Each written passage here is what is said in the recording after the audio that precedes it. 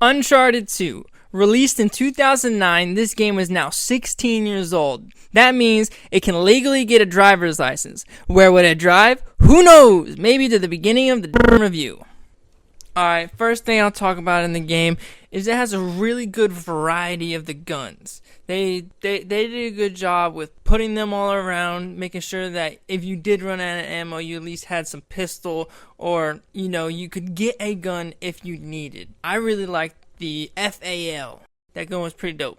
But the real champs were the pistols. Pistols were OP, and they were like the most accurate out of all the guns, felt like, to me at least. So I used them quite a bit. There's one thing. There's so much climbing, and it can get old real quick. I mean, when some of these climbing parts are 4 to 5 minutes long, maybe even longer, and you're just climbing with your dude up some giant knife or something, it's cool, but man, it can get frustrating. Also, ledge battles suck. They're very annoying. I mean, for the love of God. The part where you're just on a signpost where Elena is on the other side of the building and you're just waiting for all the enemies to die, and I'm getting triggered. Never mind. Now for the story. Spoilers, by the way. I liked the intro so much. I mean, even when I replayed it this year, I was shockingly just encapsulated in this game. I think that's not a real word. But anyway, the intro. Making believe that you were just in a rundown train. Nothing's going wrong besides your injury. And then all of a sudden, boxes fall. Like, whoosh.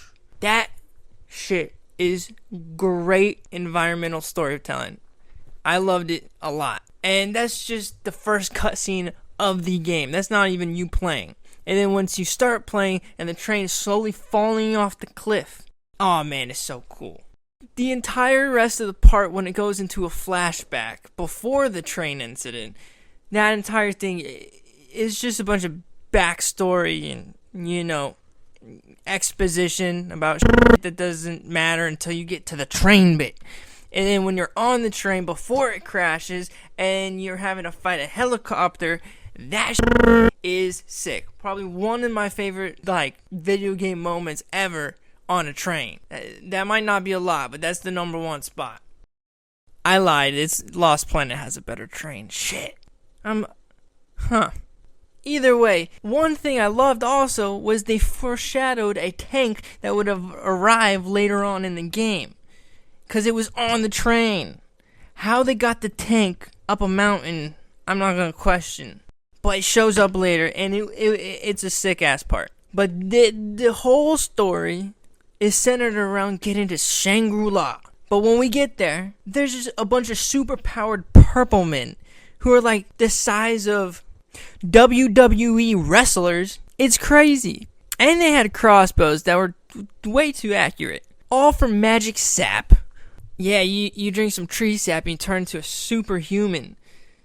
Magic. Yay.